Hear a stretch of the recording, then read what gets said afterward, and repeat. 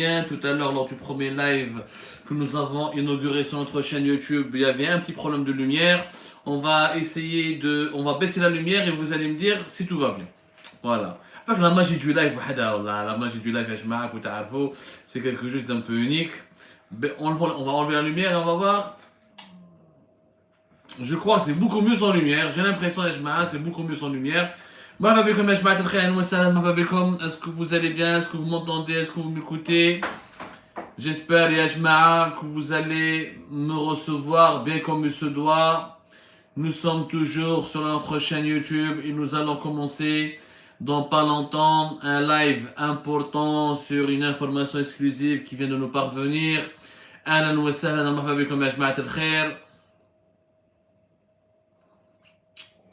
Oh là là là, j'espère que vous m'écoutez bien. On va laisser les gens arriver petit à petit afin que tout le monde puisse monter dans le train avant que le train ne démarre. أهلا ومرحبا بكم. Nous avons reçu une information exclusive يا جماعة اليوم et qui pèse يعني son pesant d'or كيف نقولوا هنايا. Voilà, l'image elle est bien à mon niveau, Wallah, l'image elle est bien. Je sais pas si vous pouvez avoir de bonnes images à votre niveau. Voilà. Voilà, j'espère que vous allez bien, et que on pourra commencer. Voilà, plus de 100 personnes déjà sont en train de nous regarder. Bon, naturellement, les lives vont s'enregistrer après sur notre page Facebook, sur notre chaîne YouTube. Vous allez la retrouver tout à l'heure sur notre page Facebook. Voilà. Donc, vous excusez un petit peu les ratages techniques, c'est le début. Nous ne maîtrisons pas encore bien la chaîne, la technique du live sur YouTube. Donc, alors, nous avons reçu effectivement une information exclusive. Le conseiller le plus puissant du palais présidentiel d'El Mouradia, le conseiller le plus puissant du chef de l'État Abdelmajid Tebboune, en l'occurrence le célèbre et fameux Bou'lem, célèbre dans les arcanes du sérail algérien, célèbre de par son influence, de par son machiavélisme, le machiavélisme qu'on lui prête. Mais voilà, on ne peut pas être gentil, tout mieux que tous ceux qui arrivent à ce niveau du pouvoir en Algérie à devenir le cerveau de la présidence en Algérie, c'est qu'il faut être quand même, pour arriver jusqu'au point d'être le cerveau de la présidence en Algérie, c'est qu'il faut quand même un certain niveau de machiavélisme. Donc, le fameux Bou'lem, fameux célèbre encore une fois dans les entrailles du sérail algérien. Donc, l'homme qui s'est imposé depuis 2020 comme étant le nouveau Saïd Bouteflika, c'est كما فهمناها نحن درنا عليه une enquête في Algérie Part. تقدروا تقراوها يا جماعه نعطيها لكم l'enquête dont nous avons parlé. Vous pouvez aller relire ce que Algérie Part avait écrit le 12 septembre 2020, où nous avons parlé du Bou'lem, l'homme qui murmure à l'oreille de Tebboune. L'homme qui murmure à l'oreille de Tebboune en essayant d'imiter un célèbre titre d'un film. Nous avions expliqué à l'époque que Bou'lem était devenu le nouveau Saïd Bouteflika, que sans Bou'lem, Abdelmajid Tebboune a du mal, à peine à diriger, à régner, qui le conseille et l'accompagne dans tout son travail de président de la République, et que mieux encore, c'est Bou'lem qui arrive le premier au bureau, au niveau du palais présidentiel, et c'est lui qui fait office de président bis. Abdelmajid Tebboune à partir de 11h, voire midi, bien des fois il arrive au bureau Abdelmajid Tebboune lorsqu'il quitte son lieu de résidence au niveau de la résidence Idlès, la résidence présidentielle d'Idlès fait Ben Aknoun. Des fois il arrive jusqu'à 13h, 14h, ça lui arrive de venir jusqu'à 13h, 14h au bureau. Il trouve déjà au niveau de sur son propre bureau, et au niveau de son cabinet, déjà beaucoup de travail qui a été fait, en partie par Bou'lem, qui bénéficie d'une grande confiance et qui est réellement son oreille, qui a vraiment toute son oreille, qui a toute son écoute. Alors Bou'lem, il a le titre officiel de conseiller des affaires juridiques. Sauf que ce n'est pas un simple conseiller des affaires juridiques, parce qu'il est devenu, avec le temps, de 2020, 2021 jusqu'à 2022, ensuite jusqu'à cette année 2023, le conseiller numéro 1 d'Abdelmajid Tebboune sur tous les dossiers. Il n'y a pas un dossier où Abdelmajid Tebboune ne demande pas l'avis de Bou'lem. Notamment ce qui concerne les affaires judiciaires, la politique interne, la politique externe, la relation avec l'armée, les relations avec les services de sécurité, les relations avec le gouvernement, les membres du gouvernement, le choix lors de la confection des listes pour les remaniements gouvernementaux, l'édification et l'élaboration des lois, le mode de traitement que le pouvoir algérien doit apporter ou doit apporter aux opposants exilés, la question de la gestion des libertés publiques et individuelles en Algérie. Boualem, il est présent dans le traitement de toutes les questions fondamentales du pays. Mais quand j'ai une question, les Boualem ما تلقاش فيها. باش تفهموا عليها مليح. وعلاش autant de confiance. Boualem حنا حكيناه في الباركور تاعنا. Boualem avait et de parcours il est issu du monde de la justice. Voilà, clairement. Il est formé il a été formé dans le secteur judiciaire, mais son expérience la plus précieuse était celle de lorsqu'il avait dirigé ce qu'on appelle l'organe. Ce qui est appelé communément l'organe en Algérie ou là au sein du régime algérien, on fait référence à l'organe national de prévention et de lutte contre les infractions liées aux technologies de l'information et de la communication. Hada, il a été créé le 8 octobre 2015. Réellement, Hada, l'organe, c'est plus un centre d'écoute et de surveillance de toutes les communications téléphoniques et électroniques dans le pays qu'un organisme judiciaire. Il a été créé à l'époque par le régime Bouteflika, il a été rapidement rattaché au ministère de la Justice, mais réellement sur le terrain, il a été relevé directement des prérogatives de la présidence de la République, où Saïd Bouteflika qui a l'organe, parce que ça lui permettait de mettre sur écoute tous les officiels et tous les dirigeants algériens. Où l'organe national de prévention de lutte contre les infractions liées aux technologies de l'information et de la communication est doté chaque année. Il a son propre budget où chaque année ils font des acquisitions où ils ont des systèmes d'écoute électronique et téléphonique parmi les plus sophistiqués du monde. Le régime algérien a travaillé avec les Chinois, avec les Russes, avec les Français, avec les Américains. Ils ont fait des formations, ils ont acquis du matériel, ils ont tout fait. Les dirigeants algériens, le régime algérien, depuis l'époque de Bouteflika, a tout fait pour faire de l'organe, je dis bien pour faire de l'organe, un outil de surveillance de masse. Il y a un outil de surveillance très efficace. Et pas uniquement les communications téléphoniques. Ils ont la capacité de pénétrer les téléphones, les smartphones, ils font du cyberespionnage, la cyberprotection, de la cybersurveillance. Ils n'ont pas la capacité d'écouter WhatsApp et Signal, mais ils ont des équipes qui sont formées pour hacker les téléphones. Et ils ont un système aussi pour écouter l'ensemble des communications téléphoniques. Et c'est Boualem qui a dirigé l'organe jusqu'à sa démission en 2019, juste après le Hira, qui est le régime Bouteflika, qui a été en mai 2019, quand début mai 2019, Saïd Bouteflika a été emprisonné. Boualem, il a eu la vie sauve, contrairement à beaucoup de conseillers et de collaborateurs de Saïd Bouteflika à l'époque, parce qu'il a collaboré rapidement avec le régime Gaï Saleh. كاين زوج اللي سلكوا. نحكي لكم في الحكايه في الاعاده افاده معليش يا جماعه ما نطولش عليكم بالك حنطول عليكم شويه mais c'est important que vous ayez ces notions. C'est important que vous ayez ces informations pour que vous puissiez comprendre comment ça se passe au sein du régime algérien.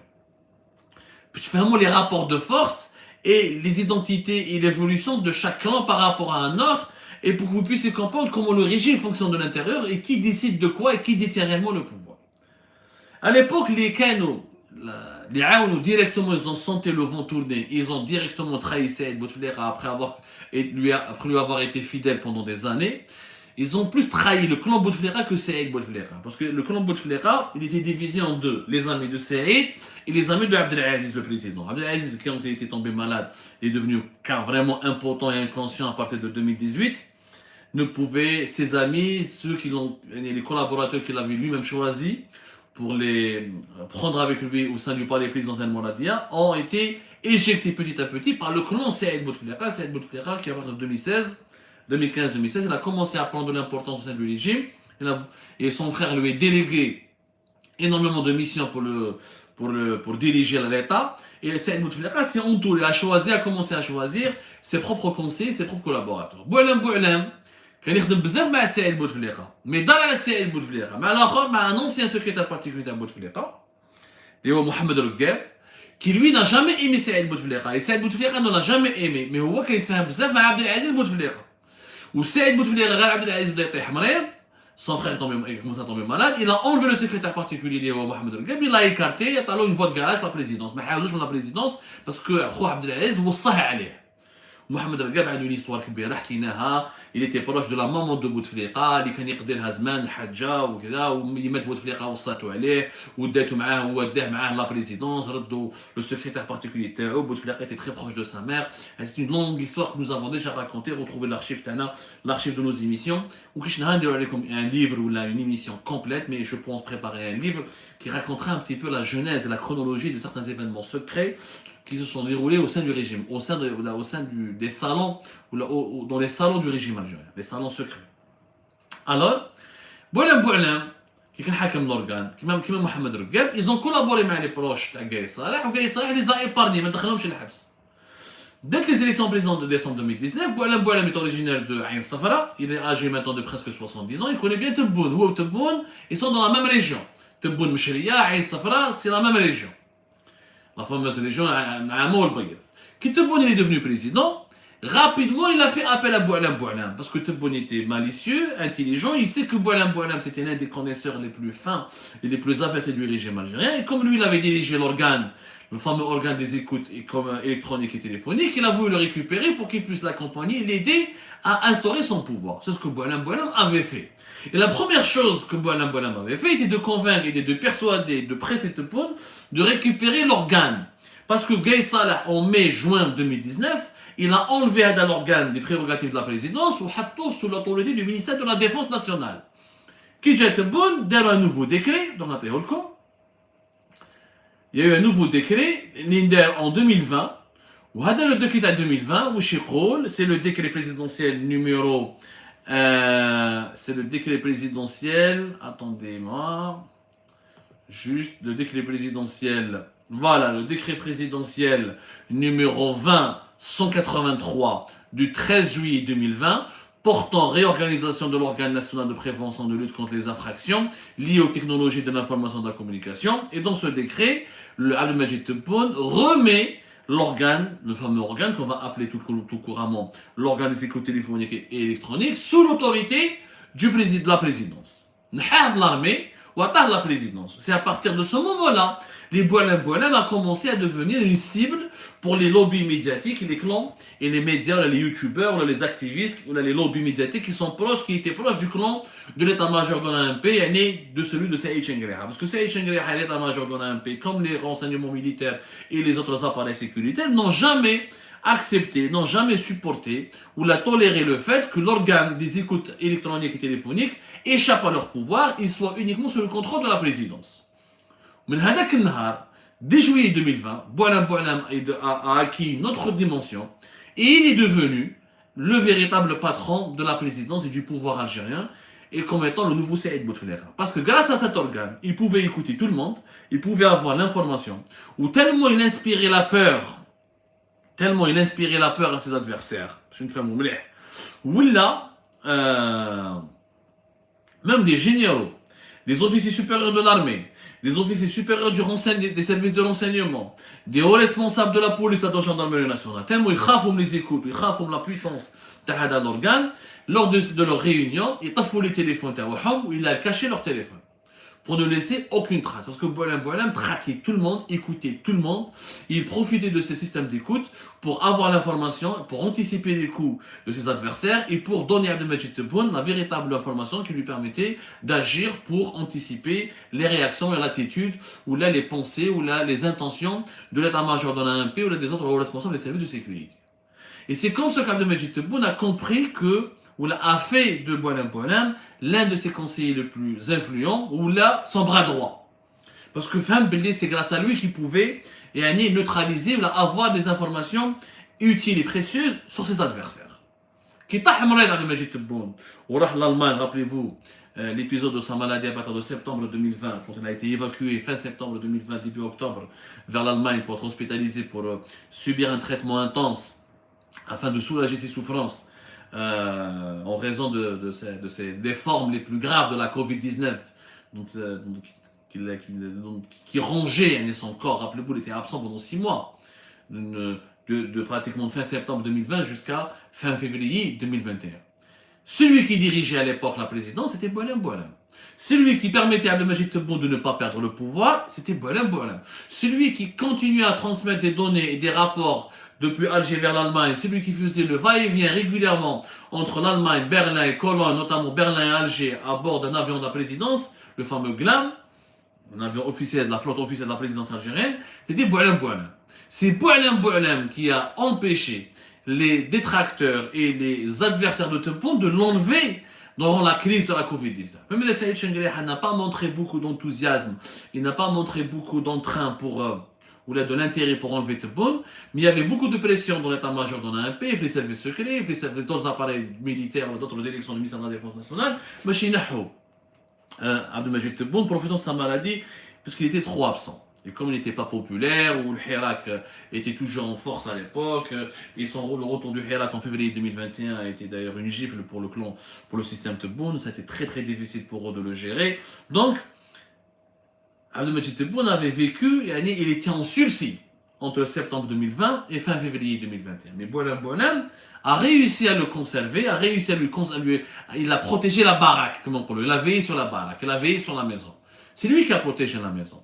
Du coup, à partir de 2021, Boualem Boualem va devenir encore plus puissant qu'en 2020. Et en 2022, il est devenu encore plus puissant au point où même les conseils de sécurité, 2021, les conseils de sécurité, l'ordre du jour, le menu, la coordination entre le président et les différents responsables à l'état-major de l'ANP, des services secrets et des services de sécurité étaient assurés par Boualem Boualem. Boualem Boualem et Tebboune étaient inséparables.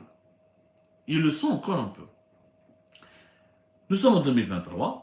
La guerre pour la succession d'Abdelmajid Tebboune a été annoncée.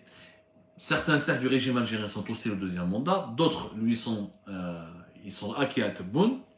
Tebboune, sa principale, pour l'attaquer, c'est tous ceux et celles qui veulent affaiblir Tebboune, l'attaquent par le biais de Boualem Boualem. Tu touches Boualem Boualem, tu affaiblis Tebboune. Tu essaies de dégommer Boualem Boualem, tu provoques l'effondrement. ما عندوش clan Tebboune. Tebboune ما عندوش un clan. كان عنده deux conseillers proches, Abdelhafid Allahoum ou Boualem Boualem. Allahoum s'est débarrassé de lui parce qu'il a trop dérapé, il est impliqué dans pas mal d'affaires de trafic d'influence et d'ingérence dans les affaires du gouvernement. وراح خلط مع لي والي ومع لي جينيرو وحب يخلط etc. Au nom de la présidence, il a beaucoup dérapé. Ou Boualem Boualem, c'est lui qui a convaincu Abdelmajid Tebboune de se débarrasser de Allahoum pour ne pas le traîner comme un boulet. En prévision de l'élection présidentielle de 2024, Ba'tour, donc ambassadeur de Budapest, en Hongrie, Bqa, Boualem Boualem, le maître absolu de la présidence.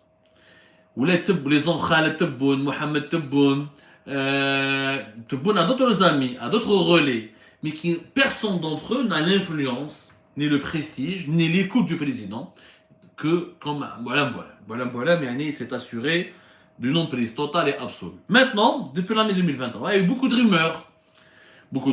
Comme on est à une année des élections présidentielles 2024, donc Tebboune aurait subi beaucoup de pression de la part de l'état-major de l'ANP, de la part des militaires, des anciens militaires, des anciens têtes DRS, qui veulent l'obliger à se débarrasser de Boualem Boualem en échange, selon ce que ces rumeurs affirment, en échange d'une voie assurée et sécurisée pour le deuxième mandat. C'est-à-dire en clair, Nahina Boualem Boualem, tu auras le deuxième mandat.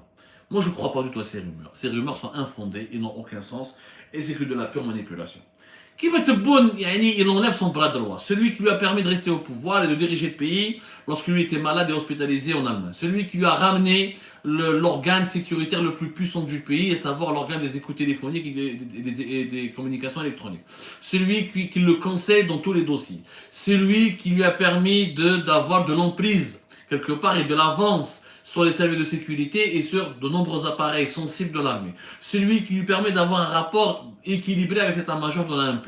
Il va se débarrasser de lui du jour au lendemain en échange d'un deuxième. Qui va chinder le deuxième mandat?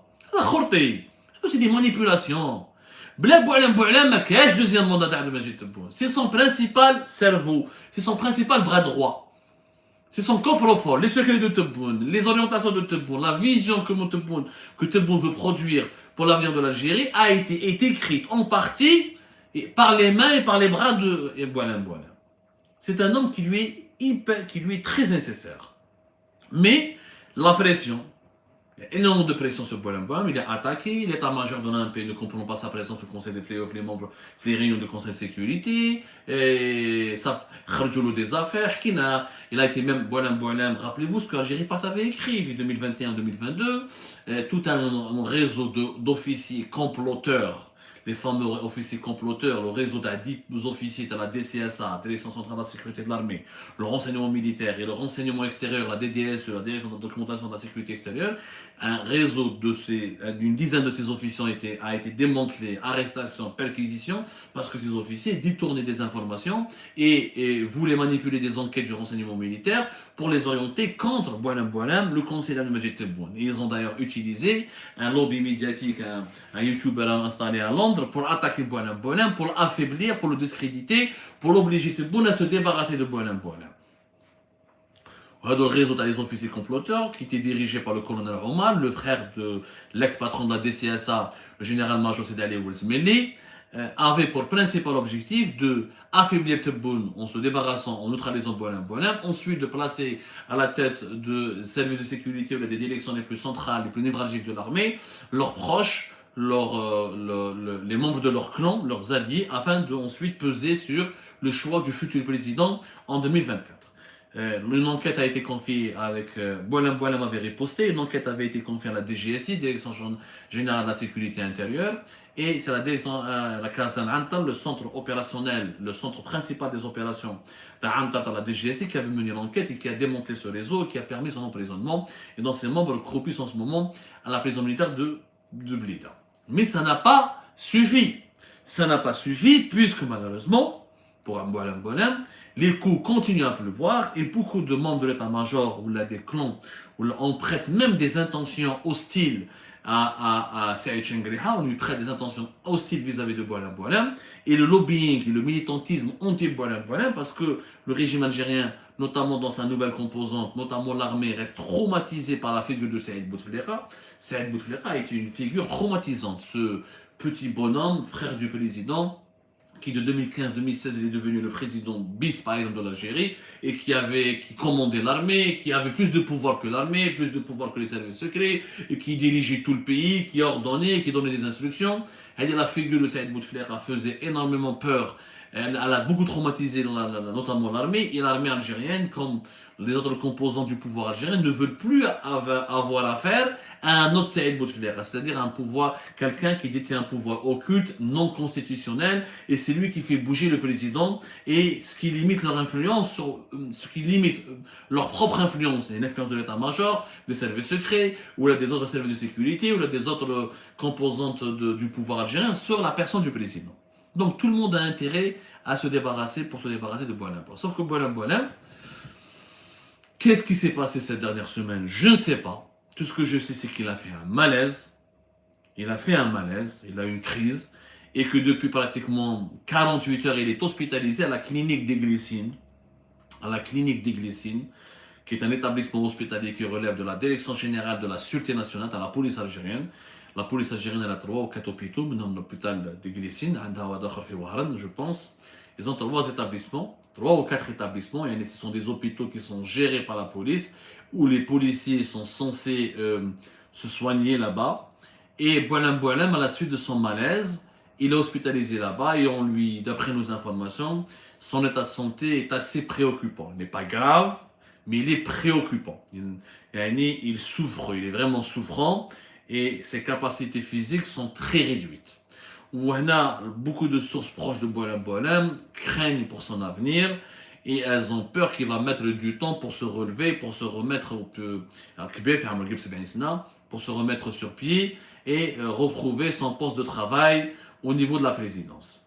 Et là, malheureusement, l'énigme, c'est pour ça que nous avons appelé cette émission l'énigme Boualem et le destin compromis du deuxième mandat de Tebboune. Et là, Boualem, mais brache, s'il ne se relève pas de cette mésaventure, s'il ne se relève pas de cette chute, voilà, entre guillemets, c'est de ses problèmes de santé, un angle comme le deuxième mandat de Tebboune sera très compromis. Très compromis. Parce qu'il y a Boualem Mrad. Après Ness, qu'il y a des rumeurs, il y a une mésentente entre eux, qu'il l'aurait engueulé, et que Boualem s'est senti blessé, qu'après avoir servi fidèlement le président pendant 3 ans, il a senti que Tebboune veut le remplacer, veut l'écarter, parce que l'armée lui fait de la pression, lui dit débarrasse-toi de ce Boualem pour avoir une route plus sûre vers le deuxième mandat. Un de les informations, je les prends avec beaucoup de pincettes, je ne les crois pas. Je ne les crois pas parce que Tebboune aujourd'hui est en position de force. Et il n'a pas changé. Lorsqu'il était malade et pendant la crise du Hirak du 2021 et lors des problèmes économiques qui ont éclaté en 2022 avec la guerre en Ukraine, durant tout ce temps-là, il a conservé, gardé Boualem. Et aujourd'hui, au moment où il aura le plus besoin de lui pour entamer le dernier virage de son mandat et préparer le deuxième mandat, il va se débarrasser de lui, je n'y crois pas. Franchement, je n'y crois pas et je mets une seconde. Alors pour moi, ce sont des rumeurs, des manipulations qu'on essaye de propager à gauche et à droite. Peut-être que parce que il est tellement machiavélique qu'il est lui-même un producteur de rumeurs et de fake news. Lui-même, il يخرج لك des rumeurs, il dit خلاص, le président ne m'aime Tebboune ne veut plus de moi, il veut m'écarter, il veut me mettre il veut plus collaborer avec moi, il veut pas travailler avec moi, et réellement, juste pour faire croire à ses adversaires que son influence est réduite, qu'il ne jouera pas un rôle important pendant cette année 2023 et 2024 en prévision des élections présidentielles de 2024. Tout ça, ça peut être un stratagème mis en place par Boualem lui-même pour faire croire à ses adversaires qu'il ne tient pas le pouvoir aussi absolu qu'on lui prêtait durant l'année 2022 et 2021. Moi, je n'y crois pas. Par contre, ses soucis de santé sont véridiques. Il souffre d'une maladie assez grave. Il a eu un malaise. Il est hospitalisé. Ça, nous l'avons pu le confirmer au cours de nos investigations. Et maintenant, est-ce que ces problèmes de santé vont l'obliger à quitter le pouvoir ou à prendre sa retraite et se retirer? C'est possible. Et s'il faut, et si Tebboune doit déguiser, ou là, si Omar, le clan de Tebboune, veut passer sous silence l'épisode de cette hospitalisation en essayant de faire croire aux observateurs ou aux chancelleries étrangères que Boualem a été victime d'une campagne de dénigrement et une campagne de déstabilisation, et c'est pour ça qu'il n'apparaît plus, qu'il n'apparaît plus publiquement, et c'est pour ça qu'il ne vient plus à la présidence, c'est possible. C'est possible, il y a un scénario pour passer sous silence la maladie de Boualem. Parce que Boualem est une pièce centrale du clan Tebboune. Enfin, dans le puzzle que Tebboune est en train de faire, la pièce centrale, c'est Boualem. Il ne peut pas y avoir de campagne électorale pour les élections présidentielles de 2024, ni de candidature aboutie, ni d'un deuxième mandat possible ou réussi, sans la présence ou la participation, la contribution de Boualem. Boualem est le stratège de Tebboune. Et je pense que toutes les rumeurs liées à son départ, ou un supposé malentendu Bino bin Tebboune, s'expliquent par ses problèmes de santé. Là-bas, comme en Algérie, quand un dirigeant tombe malade, son pouvoir il est remis en doute, il est remis en question. Le doute commence à hanter, il est semé dans l'esprit de ses partisans. Parce que tu es malade, خلاص, ما يبانش, ما تروحش تخدم بزاف, ما تجيش بزاف في البيرو, tu ne peux plus assister à des réunions, tu perds de ton influence. Le pouvoir, la crainte, la terreur que tu as inspirée à tes adversaires disparaît peu à peu, parce que tu deviens malade, parce que le dirigeant il devient malade. Dès qu'un dirigeant, à cause de l'âge ou d'une maladie, indépendante de sa volonté, liée à sa morphologie, à son physique, à son horloge biologique, voilà. Quand on vieillit, on tombe malade. Quand on s'approche de 70 ans, on a dépassé 70 ans, logiquement on tombe malade. On ne vieillit pas comme ça gratuitement. Quand on meurt, c'est pas de mourir de rien. À chaque fois, on meurt de quelque chose. Ou d'une maladie, grave ou pas grave, en tout cas, on meurt d'une certaine maladie. La maladie de Boualem, fallait mobiliser peut-être quelques jours. On ne sait pas, on est en train d'enquêter, est-ce que ça va mobiliser quelques semaines? On n'en a pas encore la confirmation, mais c'est une épreuve difficile pour le clan Tebboune. Parce que si Tebboune perd Boualem, encore une fois, le destin du deuxième mandat, il est compromis. Avec quoi il va faire son deuxième mandat? Avec ses enfants, Mohamed ou Khaled. Il va rappeler Allahum depuis Budapest. Il y a même يخدم. il va compter sur Shengriha. Pas possible. Shengriha lui-même, le candidat Tebboune affaibli, il va lui tourner le dos, il va pactiser avec un autre candidat ou là avec un autre clan pour essayer de désigner un autre président. Si le président n'est pas fort, je dis bien, si le président n'est pas fort et s'il n'a pas de clan stable et uni autour de lui, il ne peut pas gagner la bataille de deuxième mandat. Et l'armée va l'abandonner. Et l'armée pourrait lui tourner le dos. Déjà, le Majid Tebboune est âgé, déjà son bilan n'est pas impressionnant, notamment son bilan socio-économique, la situation financière et économique du pays n'est pas reluisante, notamment pour la population algérienne qui subit un appauvrissement sans précédent. Zedida, en plus de cela, au plus haut sommet du pouvoir, dans son entourage proche, il y a des divisions, il y a des signaux de fébrilité parce que le principal bras droit, le principal cerveau n'est pas là, le chef d'orchestre, le capitaine d'équipe n'est pas là pour veiller sur la discipline et la rigueur. Et bien, le pouvoir de Tebboune va chanceler. Suivons bien ce dossier de la maladie de Boualem. Le destin du deuxième mandat de Tebboune se joue ces jours-ci, ou là quelque part, où là se joue au cours de ce processus de soins intensifs qui sont en ce moment dispensés à Boualem. Et ce n'est pas exclu que Boualem soit transféré en France pour être soigné, comme ça a été le cas du général-major Abdelghani Rajdi en juillet-août 2022. Il est possible qu'il soit transféré discrètement pour qu'il puisse se soigner, parce que je ne crois pas, si son malaise est dangereux, si sa maladie est dangereuse, je ne crois pas que les structures hospitalières, les structures de soins, à l'hôpital des Glycines, la clinique des Glycines de la DGSN à Alger, ne pourront pas suffire. Il n'y aura pas suffisamment de moyens ni d'expertise médicale capable de le remettre sur pied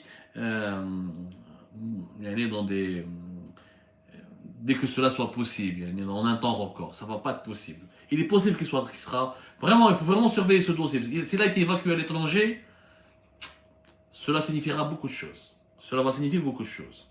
En tout cas, nous avons voulu partager cette information avec vous.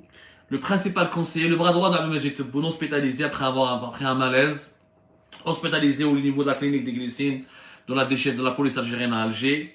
Le cerveau d'Abdelmajid Tebboune passe par une très mauvaise passe et très mauvais moment. Est-ce que cela va compromettre le deuxième mandat de Tebboune? Nous allons avoir des réponses précises à cette question d'ici dans les jours à venir. Comme ça, j'espère que ce live, ce nouveau mode de diffusion de nos émissions vous a permis d'éclairer votre lanterne.